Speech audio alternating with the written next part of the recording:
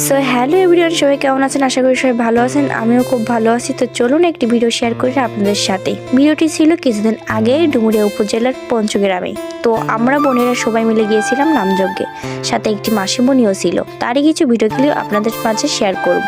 তো ফার্স্টেই বলে রাখি, প্লিজ সবাই আমার ভয়েসটি ইগনোর করবেন, কারণ ঠান্ডাতে আমার ভয়েসের অবস্থা খুবই বাজে। তো তারপরে সবাই মিলে আমরা গুটি গুটি পায়ে চললাম নামযজ্ঞের দিকে। তার আগে বলে রাখি, আমার এই ভিডিওটি কে কোথা থেকে দেখছেন অবশ্যই কমেন্ট করে জানাবেন, আর ভিডিওটি ভালো লাগলে লাইক কমেন্ট শেয়ার করে পাশে থাকবেন। সো এসব কথা রেখে চলুন মেন পয়েন্টে যাই। ডুমুরিয়া উপজেলায় যাদের বাড়ি তারা কম বেশি গ্রামটি চিনে থাকবেন। আর এখানে সেদিন কে কে নামযজ্ঞে এসেছিলেন তার সামনে যদি ভিডিওটি যেয়ে থাকে প্লিজ কমেন্টে জানাবেন।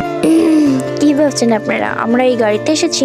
আরে না, আমরা তো ভিআইপি পাঁচজন, আমরা তো হেঁটে এসেছি। ভাই রে ভাই, ভিডিও করতে গেলে এত লজ্জা করে, সবাই তাকিয়ে থাকে।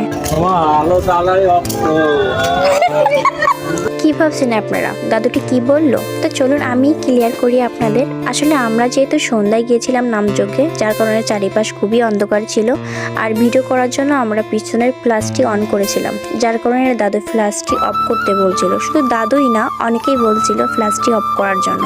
তারপরে যখন তারা দেখে যে ভিডিও করছি তখন তারা বুঝতে পারে। তো তারপর কথা বলতে বলতে আমরা সবাই চলে এসেছি নামযজ্ঞের গেটের কাছে। তো দেখুন নামযজ্ঞের ডেকোরেশনটা খুবই সুন্দর। তো আমরা তারপরে মেন গেটের ভিতরে প্রবেশ করলাম, আর ভিতরে ডেকোরেশনগুলো খুব সুন্দর ছিল।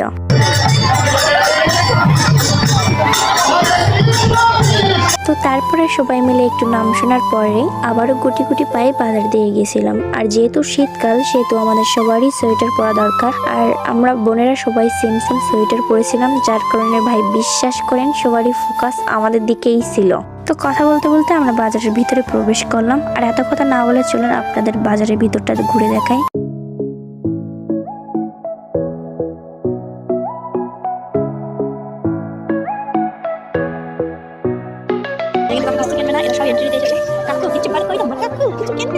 ভাই রে ভাই, এ কিন্তু ক্যামেরাম্যানেরই কাজ। তো আপনারা আবার এগুলো ভেবে নিয়েন না, আসলে কিনতেই গিয়েছিলাম, তো কি আর করবো, আসলে পছন্দ হয়নি, বোঝেনি তো সবাই। আসলে কিনে দেওয়ার মতো আমার কেউই নাই, তাই কিছু আর কিনিনি। আর বিশ্বাস করেন ভাই, চারিপাশে সব শুধু জোড়া জোড়া, আর আমি ভাবছিলাম আমার কপালকে এতই পড়া। ওই আর কি, একটু শাড়ি বলছিলাম, পারি পারি একটু একটু পারি। আর দেখুন এদিকে কত সুন্দর সুন্দর কসমেটিকের জিনিস।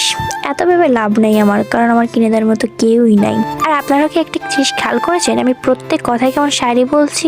আপনারা কমেন্টে জানান এবার থেকে কি শাড়ি ভিডিও করবো। আর একটা কথা বলে রাখি আপনাদের, আমার গ্রামের পরিবেশ খুবই সুন্দর লাগে। আমার মতো আপনাদের কার কার ভালো লাগে অবশ্যই জানাবেন। ফুচকা ফুচকা মেয়েদের প্রিয়।